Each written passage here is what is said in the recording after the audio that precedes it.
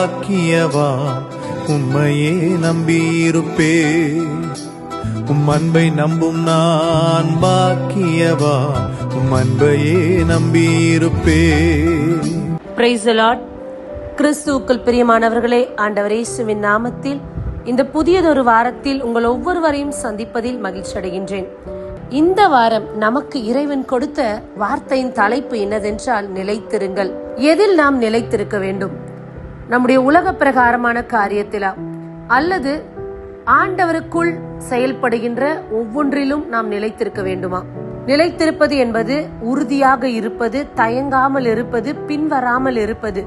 இப்படி பல விளக்கங்கள் நாம் கொடுத்தாலும் நிலைத்திருக்க வேண்டும் என்றால் நிச்சயமாக நாம் நிலைத்திருக்கத்தான் வேண்டும், அந்த காரியத்திலோ அல்லது அந்த செயல்பாட்டிலோ. இதற்காக நாம் எடுத்துக்கொண்ட வேத பகுதி 1 கொரிந்தியர் அதிகாரம் 16 இறைவார்த்தை 13. விழிப்பாயிருங்கள், நம்பிக்கையில் நிலைத்திருங்கள், துணிவுடன் நடந்து கொள்ளுங்கள், வலிமையுடன் செயல்படுங்கள். ஹல்லேலூயா. வார்த்தை எல்லாமே நமக்கு ஊக்கத்தையும் திட இருதயத்தையும் கொடுக்கின்ற வார்த்தையாக இருக்கின்றது. மீண்டும் ஒரு முறை படிக்கின்றேன். விழிப்பாயிருங்கள், நம்பிக்கையில் நிலைத்திருங்கள், துணிவுடன் நடந்து கொள்ளுங்கள், வலிமையுடன் செயல்படுங்கள். ஹல்லேலூயா. விழிப்பாயிருங்கள், பி அவேர். உங்களை சுற்றி என்ன நடக்கிறது என்று நீங்கள் விழிப்பா இருக்க வேண்டும். ஆண்டவருக்குள் விழிப்பா இருக்க வேண்டும். ஆண்டவருடைய வருகை எப்போது வரும் அதற்கு நீங்கள் ஆயத்தமாகவும் விழிப்போடு காத்திருக்க வேண்டும். இரண்டாவது, நம்பிக்கையில் நிலைத்திருங்கள், உங்கள் விசுவாசத்தில் நிலைத்திருங்கள். Be firm in your faith. என்ன நடந்தாலும் சரி, என்னுடைய நம்பிக்கையில் நான் பின்வாங்க மாட்டேன். என்னுடைய விசுவாசத்தில் எந்த குறைவும் வராமல் நான் பார்த்துக் கொள்வேன். என்னுடைய வாழ்க்கையில் ஏற்றமும் இரக்கமும் இருக்கத்தான் செய்யும். ஒரே நிலைப்பாடான வாழ்க்கை கிடையாது. ஆனாலும் என்னுடைய விசுவாசத்தில் ஏற்றமும் இரக்கமும் இல்லாதபடி நான் பார்த்து கொள்ள வேண்டும். அடுத்தபடியாக, துணிவுடன் நடந்து கொள்ளுங்கள். Be bold and face everything. எல்லாவற்றையும் நீங்கள் தைரியமாக மேற்கொள்ளுங்கள், துணிவுடன் நடந்து கொள்ளுங்கள். இந்த வார்த்தை நம் ஒவ்வொருவருக்கும் இந்த காலகட்டத்தில் தேவைப்படுகிற வார்த்தை. நிறைய காரியத்தை குறித்து நாம் பயப்படுகின்றோம். இதை செய்தால் எனக்கு சரியாக வருமா? இது எப்படி நடக்கும்? இந்த நபரிடத்தில் நான் எப்படி பேசுவது? இதை எப்படி நான் அணுகுவது என்று நிறைய தயக்கம், பயம், அச்சம் நிறைய இருக்கிறது நம்முடைய பிரச்சனைகள் மத்தியில. ஒவ்வொருவருக்கும் வெவ்வேறான பிரச்சனைகள், வெவ்வேறான சூழ்நிலைகள். அவர்கள் சந்திக்கக்கூடிய நபர்களும் வெவ்வேறானவர்கள் தான். குடும்ப உறவுகளாக இருந்தாலும் சரி, நண்பர்களாக இருந்தாலும் சரி. ஆனால் இவற்றுக்கு மத்தியில் நான் எப்படி செயல்பட வேண்டும் என்றால், துணிவுடன் நடந்து கொள்ள வேண்டும். பின்னிட்டு போகாதபடி, தயங்காதபடி, கலங்காதபடி, திட இருதயத்துடன் be bold in facing everything. எல்லாவற்றையும் துணிவுடன் நான் மேற்கொள்ள வேண்டும். ஏனென்றால் என்னோடு கிறிஸ்து இருக்கின்றார். அவரை கொண்டு இந்த காரியத்துல, இந்த நபரிடத்துல, இந்த விஷயத்தில் நான் துணிவுடன் செயல்பட வேண்டும். நான்காவதாக, வலிமையுடன் செயல்படுங்கள். Be strong in your action. நீங்கள் செய்யக்கூடிய ஒவ்வொன்றுமே வலிமை உடையதா இருக்க வேண்டும், தளர்ச்சி உள்ளதா இருக்கக்கூடாது. எப்பயுமே நம்ம செய்யக்கூடிய காரியத்துல ஒரு டைனமா இருந்துட்டே இருக்கக்கூடாது. இதுவா அதுவா, இப்படியா அப்படியா, பேசலாமா பேசக்கூடாதா, செய்யலாமா செய்ய வேணாமா. Don't be in a dynamite mood. எல்லாவற்றையும் நீங்கள் எது செய்தாலும் சரி, அதுல ஒரு தெளிவான நிலைப்பாடு கொண்டிருங்கள். வலிமையுடன் செயல்படுங்கள். Be strong enough to do the action. எது செஞ்சாலும் நான் கொஞ்சம் தைரியமா வலிமையோட நான் செய்யணும். வலிமை என்பதை நான் உடல் ரீதியான வலிமை மட்டும் இந்த இடத்துல மென்ஷன் பண்ணல. நம்மளுடைய ஆன்மா வலிமையாக இருக்கணும். நம்மளோட ஆன்மா எவ்வளவு நேரம் சோர்ந்து போயிரும் தெரியுமா? நிறைய நேரங்கள்ல நம்முடைய ஆன்மா சோர்ந்திருக்கு, அதனால நம்ம உடல் முழுவதுமே சோர்ந்திருக்கு. இதை எத்தனை பேர் அனலைஸ் பண்ணி பார்த்திருக்கீங்க அப்படின்னு தெரியல. ஏதோ ஒரு செய்தியை கேட்கும் போது, அல்லது நம்மளை சுற்றி நடக்கக்கூடிய சூழ்நிலை நமக்கு சாதகமா இல்லாத போது நம்முடைய ஆன்மா சோர்ந்துருது, தளர்ச்சியாயிருது, ஒரு மாதிரி வீக்கா ஃபீல் பண்ணுது. இந்த இடத்துல தான் இந்த வார்த்தை கொடுக்கறாங்க, வலிமையுடன் செயல்படுங்கள். Be bold in your actions. எதுவாக இருந்தாலும் சரி, தைரியமா இருங்க, வலிமையா இருங்க, ஸ்ட்ராங்கா நில்லுங்க. இதுதான், இப்படிதான். நல்லவற்றுக்காக, நல்ல காரியத்திற்காக நீங்கள் தைரியமாக முன்வைத்த காலை பின் வைக்க வேண்டாம். மன உறுதியுடன், திட இருதயத்துடன், தைரியத்தோடு நீங்கள் செயல்படலாம். ஏனென்றால் ஆண்டவரே உங்களோடு கூட நிச்சயமாக இருப்பார். இந்த வார்த்தை உண்மையிலே நமக்கு இன்றைக்கு தேவைப்படுகிற வார்த்தை. நாம் விழிப்பாய் இருக்க வேண்டும். நம்மை சுற்றி என்ன நடந்து கொண்டு இருக்கிறது? இன்றைக்கு இறை வார்த்தையை நான் கேட்கின்றேன். ஆனால் நான் கேட்கக்கூடிய இறை வார்த்தை எல்லாம் என்னுடைய வாழ்க்கையில அது ஆமேன் என்று நான் செயல்படுத்தி கொண்டிருக்கின்றேனா? என்னுடைய விசுவாசத்தில் நான் நிலைத்து நின்று கொண்டிருக்கின்றேனா? எல்லா காரியத்திலும் துணிவுடன் நான் நடந்து கொள்கின்றேனா? வலிமையுடன் செயல்படுகின்றேனா? மிக அருமையான வார்த்தை. எல்லோருக்குமே ஒரு விதத்துல நமக்கு ஒரு பாசிட்டிவ் வைப், நல்ல ஒரு டாப், ஒரு என்கரேஜிங் வார்த்தையாக இருக்கு. இதை எடுத்துட்டு கூட நம்மளோட ஒவ்வொரு நாள் வாழ்க்கையில, நம்மளோட ஒவ்வொரு நாள் பயணத்துல இந்த ஒவ்வொரு வார்த்தையை நம்ம அப்ளை பண்ணோம் அப்படின்னு சொன்னாலே ரொம்ப உயர்வான ஸ்தலங்களுக்கு நம்ம சீக்கிரமா போயிடலாம். ஆனா ஆண்டவரோட துணையோடு, இது ஆண்டவர் தான் நமக்கு கொடுக்கிற வார்த்தை. பவுல் அடிகளார் கொரிந்தியன்ஸ்க்கு கொடுத்துட்டு இருக்காரு. அந்த வார்த்தைகளை கொடுத்து அவங்கள தைரியப்படுத்தி கொண்டு இருக்கிறார். என்னவானாலும் சரி, துணிவா இருங்க, துணிவோடு செயல்படுங்க, ஸ்ட்ராங்கா நில்லுங்க, விழிப்பா இருங்க அப்படின்னு சொல்லி. அடுத்தபடியாக விசுவாசத்தில் நிலைத்திருக்கக்கூடிய காரியங்கள். ஒரு தென்றல் காற்று, ஒரு காத்து வந்து போற மாதிரி நம்மளுடைய விசுவாசம் இருக்கக்கூடாது. டெம்பரவரியா இல்லாம பெர்மனண்டா இருந்தா நம்முடைய வாழ்க்கை உண்மையிலேயே சிறப்பாக இருக்கும். என்னோட பிரச்சனை இன்னைக்கு, அதனால நான் விசுவாசத்துல இருக்கேன். எனக்கு இன்னைக்கு நிறைய போராட்டம் இருக்கு, அதனால என்னோட நம்பிக்கையை கடவுள் மேல வச்சிருக்கேன். இது மனுஷனால தீர்த்து வைக்கவே முடியாது, அதனால கடவுளை சார்ந்து நிக்கிறேன் அப்படின்ற ஒரு டெம்பரவரி ஃபெய்த்தா இருக்கவே கூடாது. நிலைத்து நிற்கக்கூடிய ஒரு ஃபேத்தா இருக்கணும். ஏன்னா நம்மளோட தலைப்பே நிலைத்திருங்கள். அப்ப எதுல நான் நிலைத்திருக்கணும்? என்னோட விசுவாசத்துல நிலைத்திருக்கணும். It should not be temporary, it should be permanent. நம்மளுடைய லைஃப் இன்னைக்கு கடவுள் கொடுத்திருக்காரு, அதுல நம்ம எவ்வளவு கமிட்மெண்டா இருக்கணும். அது ஒரு டெம்பரவரி கிடையாது, அது ஒரு பெர்மனன்டான ஒரு லைஃப். எனக்கு ஆண்டவர் கொடுத்திருக்காரு, அதை ரொம்ப பத்திரமா பாதுகாத்துக்கணும், ப்ரெஷியஸா வச்சுக்கணும், ட்ரூத்ஃபுல்லா இருக்கணும், லாயல்ட்டியா இருக்கணும், எல்லா விதத்திலயும் டிரான்ஸ்பரன்சியா இருக்கணும். அப்படின்றதுக்குள்ள நான் நிலைத்து நிற்கணும். அப்பப்ப நான் டிரான்ஸ்பரன்சியா இருக்கேன், அப்பப்ப நான் லாயலா இருக்கேன், அப்பப்ப ட்ரூத்ஃபுல்லா இருக்கேன், அப்படி இருக்கக்கூடாது. நிலைத்து நிற்கக்கூடியதுதான் நம்முடைய வாழ்க்கை. என்னுடைய வாழ்க்கை பயணத்துல எனக்கு ஆண்டவர் ஒரு துணையை கொடுத்திருக்காரு அப்படின்னு சொன்னா, என்னுடைய அம்மா, அப்பா, உறவினர்கள், நண்பர்களை விட என்னோட லைஃப் பார்ட்னர் கிட்ட நான் எப்பயுமே ட்ரூத்ஃபுல்லா இருக்கணும், லாயல்ட்டியா இருக்கணும். Because it's a commitment. கட்டாயமா நான் கடைபிடிக்கக்கூடிய 2 விஷயங்கள் இது, லாயல்ட்டி அண்ட் ட்ரூத்ஃபுல். எல்லா விதத்திலுமே சரி, எனக்குள்ள ஒரு லாயல்ட்டி இருக்கணும், ஒரு ட்ரூத்ஃபுல்னஸ் கண்டிப்பா இருக்கணும். எங்கேயோ ஒரு இடத்துல நான் மிஸ் பண்ணிட்டேன், எங்கேயோ ஒரு இடத்துல நான் மறைக்கிறேன் அப்படின்னு சொன்னா அது தப்பு தான். நம்மள சரி பண்ணிக்கலாம், நம்மள திருத்தி அடுத்த கட்டத்துக்கு கொண்டு போயிடலாம். மாற்றங்கள் நிறைந்ததுதான் வாழ்க்கை. மாத்திக்க முடியாம எதுவுமே கிடையாது இந்த வாழ்க்கையில. சின்ன வயசுல நம்ம சின்ன சின்ன தவறுகள் செஞ்சிருப்போம். ஒரு 3rd ஸ்டாண்டர்ட் படிக்கும் போது, 4th ஸ்டாண்டர்ட் படிக்கும் போது நமக்கு அட்ராக்டிவா நம்ம பக்கத்துல இருக்கிற ஸ்டூடெண்ட் கிட்ட இருக்கக்கூடிய ஒரு பென்சிலையோ ஒரு ரப்பரையோ நம்ம எடுத்துட்டு வீட்டுக்கு வந்திருப்போம். நம்ம அம்மா பார்த்து கேட்டிருப்பாங்க, இது யார் கொடுத்தது, எங்க இருந்து எடுத்துட்டு வந்தேன்? என் ஃப்ரெண்டு கிட்ட இருந்தது, நான் தூக்கிட்டு வந்துட்டேன், இல்ல எடுத்துட்டு வந்துட்டேன். அப்ப அம்மா சொல்லுவாங்க, அது தப்பு, அது உனக்கான பொருள் இல்ல, அவன்கிட்ட கேட்காம அந்த பொருளை நீ திருடிட்டு வந்திருக்க, நாளைக்கு போய் அதை திரும்ப கொடுத்துரு. நீங்க அந்த காரியத்தை திரும்ப செஞ்சு திரும்ப பாவத்துல விழாம அடுத்த நாள் நீங்க அதை போய் கொடுத்து உங்களை திருத்திக்கிறீங்க, பாவத்துல இருந்து வெளியில வரீங்க. சின்னதா இருந்தாலும் பெருசா இருந்தாலும் தப்பு தப்பு தான், பாவம் பாவம் தான். சின்ன வயசுல நம்ம திருத்திக்கிறோம், நம்மள மாத்திக்கிறோம்.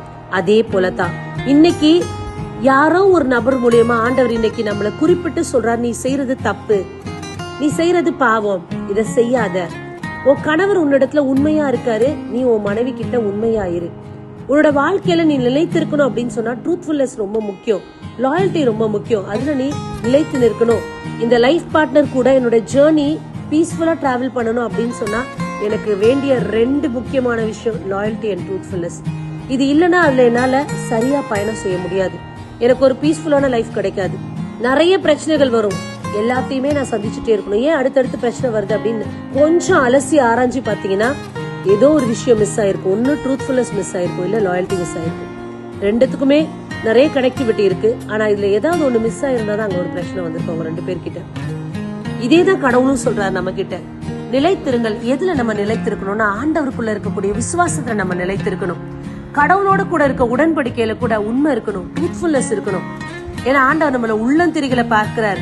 நீங்க வெளியரங்கமா நிறைய காரியங்கள் செய்யலாம், மனுஷன் பிரியப்படுற விதத்துல. ஐயோ இவரு 3 வேளை கரெக்டா ப்ரேயர் பண்ணிடுறாங்கப்பா, மாஸ்க் வராங்க, சர்ச்சஸ்ல மெசேஜ் கேட்கறாங்க, இவ்வளவு ஹோலியா இருக்காங்க. இது உலக பிரகாரமா மனுஷன் கொடுக்கிற ஒரு டெசிக்னேஷன் வச்சுக்கோங்களேன், மனுஷன் உங்களுக்கு கொடுக்கிற ஒரு டேக்.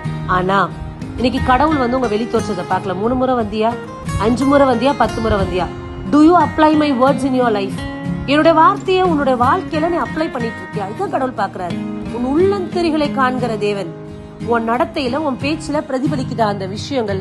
இவ்வளவு அழுது வேண்ட, காலையில செபிக்கிறன்ற, மெசேஜ் பார்க்குறேன்னு சொல்ற, யூடியூப்ல மெசேஜ் பார்க்குற, கோயிலுக்கு வரீங்க, காலையில கோயிலுக்கு வரீங்க, மாலையில திருப்பலி பாக்குறீங்க, நற்கருணை வாங்குறீங்க, எல்லாமே இருக்கு உன்னிடத்துல.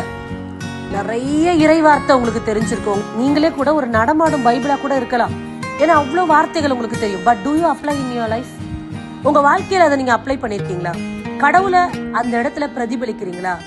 என்னவானாலும் சரி, எது நடந்தாலும் சரி, நான் இப்படிதான், என்னோட சுபாவம் இப்படிதான். எனக்கு எதிர்மறையா இருக்கவங்க என்ன சொன்னாலும், எப்படி என்ன தாக்குனாலும் ஓகே ஃபைன், திரும்ப பேக் டு ஃபார்ம், நான் கடவுளுக்குள்ள இருக்கேன், அதனால நான் நல்லதுதான் செய்வேன்.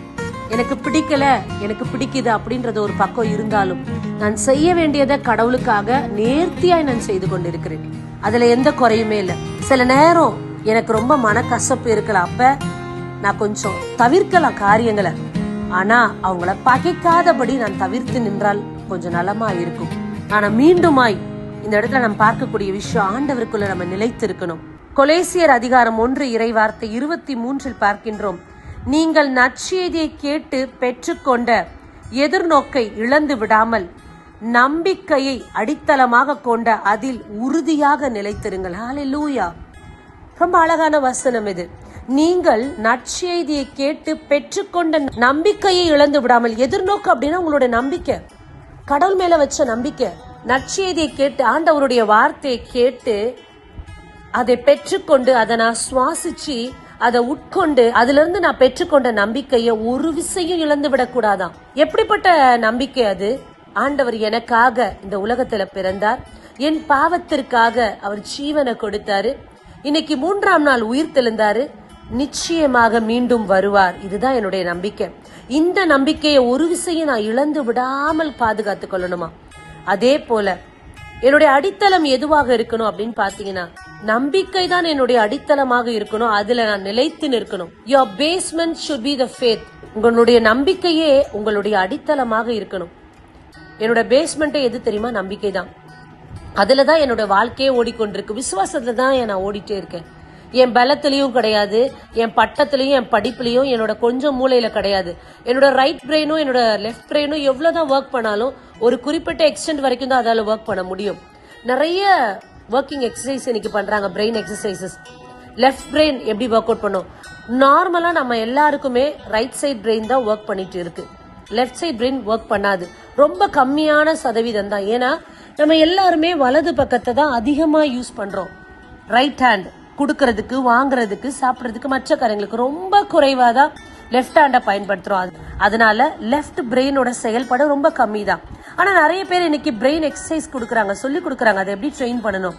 உங்களோட லெஃப்ட் பிரெயினையும் ஆக்டிவேட் பண்ணுங்க. அது தூங்கிட்டு தான் இருக்கு, அது பெருசா ஆக்டிவேட்ல இல்லைன்னு சொல்லி நிறைய சைக்காலஜிஸ்ட் சொல்லி கொடுக்கறாங்க, கவுன்சிலர் சொல்லி கொடுக்கறாங்க. இது எல்லாத்தையுமே நீங்க ஆக்டிவேட் பண்ணாலும் குதிரை யுத்த நாளுக்கு ஆயத்தப்படுத்தப்படலாம். இந்த ட்ரைனிங் எல்லாம் நீங்க கொடுத்தாலும் டு a certain extent மட்டும்தான் அது வேலை செய்யும். அதுக்கப்புறமா உங்களோட அடித்தளம் என்னவாக தெரியுமா இருக்கணும்? Basement. Your basement is faith. உங்க விசுவாசம் தான் உங்களை ஜெயத்துக்குள்ள கொண்டு போக போகுது. ஏன்னா ஜெயத்தை தீர்மானம் செய்கிறவர் ஆண்டவராக இருக்கின்றார். நான் ஓடுறேன்ப்பா, என்னோட லெஃப்ட் பிரெயினோட ஓடுறேன், ரைட் பிரெயின்ல வேலை செய்யறேன், எல்லாத்தையுமே ரொம்ப அழகா எக்ஸிபிட் பண்ணிட்டு இருக்கேன். But the result is in God's hand. என்னோட ஃபெய்த் தான் அந்த ரிசல்ட்டை நிர்ணயம் பண்ணுது. அப்ப விசுவாசம் தான் என்னோட அடித்தளமாக இந்த வாழ்க்கையில இருக்கணும். பிரியமானவர்களே, நமக்கு நிறைய விஷயங்கள் இன்னைக்கு நம்ம லைஃப்ல கேட்டுட்டு இருக்கோம், யூடியூப்ல பாக்குறோம், கூகுள்ல பாக்குறோம், வாட்ஸ்அப்ல ஷேர் பண்றாங்க. ஆனா இது எல்லாமே என்னோட லைஃப்ல என்னால அப்ளை பண்ண முடியாது. ஒவ்வொருத்தருடைய வாழ்க்கைக்கு எது தேவையோ அதை மட்டும்தான் அப்ளை பண்ணணும். நிறைய விஷயங்கள் எனக்கு தெரியாதது இருக்கும், என்னோட இக்னரன்ஸ் நிறையவே இருக்கு. எல்லாருக்குமே எல்லாமே தெரியாது. ஒரு டாக்டருக்கு டாக்டர் ஃபீல்ட்ல இருக்கிற விஷயங்கள் தெரியும், ஒரு டீச்சருக்கு டீச்சர் ஃபீல்ட்ல இருக்க விஷயங்கள் தெரியும், ஒரு இன்ஜினியருக்கு இன்ஜினியர் ஃபீல்ட்ல இருக்க விஷயங்கள் தெரியும். ஆல் டைம் எக்ஸ்பர்ட்டா எல்லாராலுமே செயல்பட முடியாது. Only God can do that. So நிறைய விஷயங்கள் எனக்கு தெரியாமல் இருக்கலாம். அப்ப தெரியக்கூடிய விஷயங்கள் வரும்போது எனக்கு தேவைப்பட்டா நான் அதை எடுத்துக்கிறேன், எனக்கு தேவையில்லைன்னா அதை நான் விட்டுடுறேன். தேவைப்படாததை நான் எடுத்து ஸ்டோர் பண்ணிக்கிட்டு அதை என் வாழ்க்கையில அப்ளை பண்ணி நான் தோல்வியை சந்திச்சிடக்கூடாது. அதுக்கு என்ன தெரியுமா என்னோட வாழ்க்கைக்கு தேவை? விசுவாசம். Faith should be my basement. இந்த விசுவாசத்துல நான் நிலைத்திருந்தேன் அப்படின்னு சொன்னா எனக்கு பகுத்தறிவு, பிரித்து பார்க்கக்கூடிய ஒரு பகுத்தறிவு ஆண்டவர் கொடுப்பாரு, அந்த ஞானத்தை கொடுப்பாரு. இதுதான் உனக்கு தேவை, இது வேண்டாம், இதெல்லாம் உனக்கு தேவையில்லாதது, இந்த உறவுகள் உனக்கு தேவை, இந்த உறவுகள் உனக்கு வேண்டாம், இந்த நண்பர்கள் உனக்கு தேவை, இந்த நண்பர்கள் வேண்டாம், இந்த இடம் உனக்கு சூழ்நிலை உனக்கு சாதகமா இருக்கு, இது உனக்கு எதிர்மறையா இருக்கு, இது வேண்டாம், இதை தவிர்த்துரு. இப்படின்ற ஞானத்தை ஆண்டவரால மட்டும்தான் கொடுக்க முடியும். அதற்கு நீங்கள் விசுவாசத்தில் நிலைத்திருந்தால் மட்டுமே இப்படிப்பட்ட ஞானத்தை நீங்கள் பெற்றுக்கொள்ள முடியும். பிரியமானவர்களே, ரொம்ப அழகான வார்த்தை இன்னைக்கு ஆண்டவர் நம்மோடு கூட இடைப்பட்டு கொண்டிருக்கிறார். கொரிந்தியன்ஸ்லயும் சரி, கொலேசியர்லயும் சரி, உங்களுடைய அடித்தளங்கள் என்னவாக இருக்கணும்? நான் நம்பிக்கையாக இருக்கணும், அதுல நீ நிலைத்திரு. போதுமே போதுமே. உன் பெற்றோரோட நிலைத்திரு, உன் நண்பனோட நிலைத்திரு, உன்னோட உறவுக்காரங்களோட நிலைத்திரு, இதெல்லாமே இருக்கட்டும் ஒரு பக்கம். ஆனா கடவுளுக்குள்ள நிலைத்திருங்க, உன்னோட விசுவாசத்துல நிலைத்திரு. இது எல்லாத்தையுமே நீ கை கொண்டு ரொம்ப நேர்த்தியா எல்லாத்தையுமே சரியா நீங்க ஹேண்டில் பண்ணுவீங்க. நிறைய பேருக்கு அவங்க வாழ்க்கையில் உள்ள பிரச்சனைகளை அணுக முடியாதபடி ஹேண்டில் பண்ண முடியாம இருக்கு. ஒரு நேரம் நான் சத்தம் போட்டாலும், ஒரு நேரம் நான் கோவப்பட்டாலும், I should know to conclude it. எனக்கு அதை காம் பண்ண தெரியணும். எப்படி என்னை திரும்ப சரியான நிலைப்பாட்டுக்குள்ள கொண்டு வரணும் அப்படின்றதும் எனக்கு தெரியணும். ஒரு விஷயத்துக்காக நான் கோவப்படுறேன் அப்படின்னு சொன்னா அது நியாயமான ஒரு கோபமாக இருக்கணுமே தவிர சும்மா சும்மா வேண்டாத ஒரு கோபமாக இருக்கக்கூடாது. அந்த கோபமும் கூட ஞானத்தோடு பேசக்கூடிய ஒரு வார்த்தையாக இருக்கட்டும். தீமையான சொற்களும் மற்றவங்களை காயப்படுத்தக்கூடிய சொற்களும் இல்லாதபடி கவனமாக இருப்போம். கெட்ட வார்த்தை பேசி என்னோட கோபத்தையும் ஹைப்பரையும் காட்ட விடாது. கோபம் அப்படின்றது கூட என்னோட உணர்ச்சிகளின் ஒரு வெளிப்பாடு தான். பட் அது கூட எனக்கு தெரியணும் எந்த லிமிட்டைஸ்ட நான் அதை வச்சுக்கணும் அப்படின்னு சொல்லி. It should not B over. நிறைய அது போயிடக்கூடாது, என்னோட கை மீறி போயிடக்கூடாது அந்த கோபம். ஐ should know to control my self. எல்லாமே என்னோட கட்டுப்பாட்டுக்குள்ள இருக்கணும். அப்படின்னா நான் விசுவாசத்தை நிலைத்திருந்தால் மட்டும்தான் எந்த விஷயத்துக்கு நான் கோவப்பட்டு பேசணும், எந்த விஷயத்துக்கு சாந்தமா பேசணும், எந்த காரியத்தை சரியா ஹேண்டில் பண்ணணும்ன்றது எனக்கு எல்லாமே தெரியும். கோபம் கூட ஒரு விதத்துல நம்மள பாவத்துல தள்ளக்கூடிய ஒரு விஷயமா இருக்கு.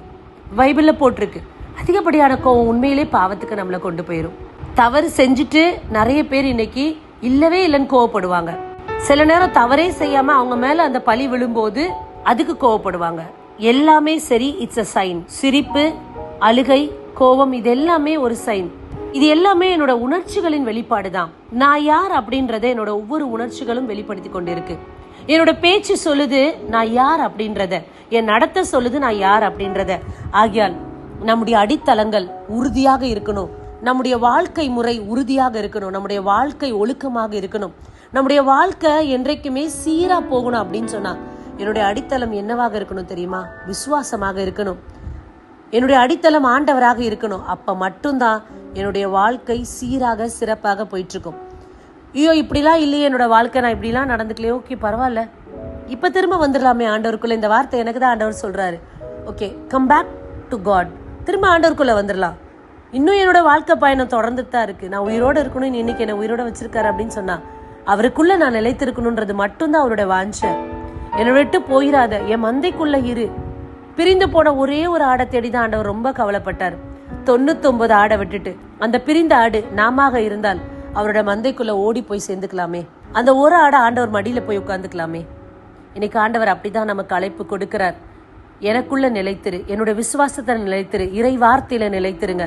நிச்சயமா இந்த வாழ்க்கை பயணம் உங்களுக்கு சுமூகமாக இருக்கும். பிரச்சனையே வராதுன்னு கண்டிப்பா அஷ்யூர் பண்ணவே மாட்டேன்.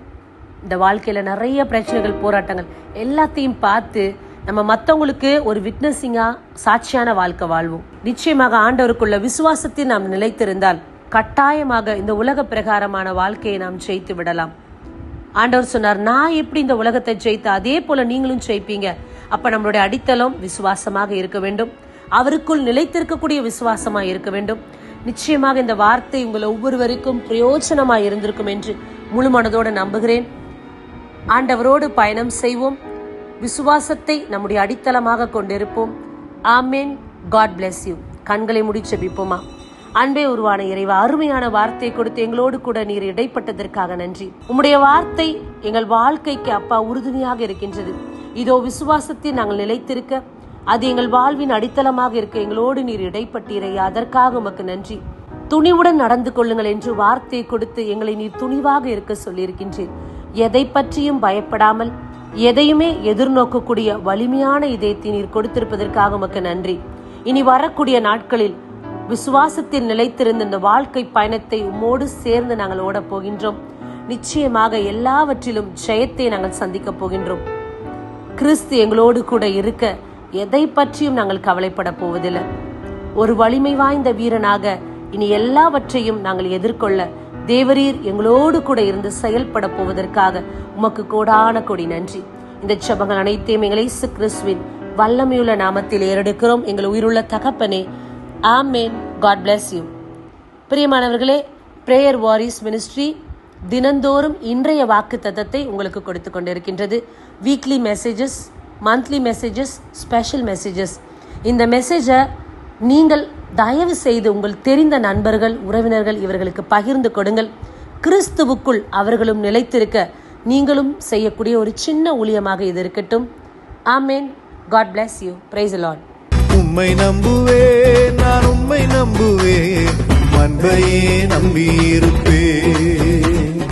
உம்மை நம்புவேன், உம்மை நம்புவேன், உம்மையே நம்பியிருப்பேன். உம்மை நம்புவேன், நான் உம்மை நம்புவேன், அன்பையே நம்பியிருப்பேன்.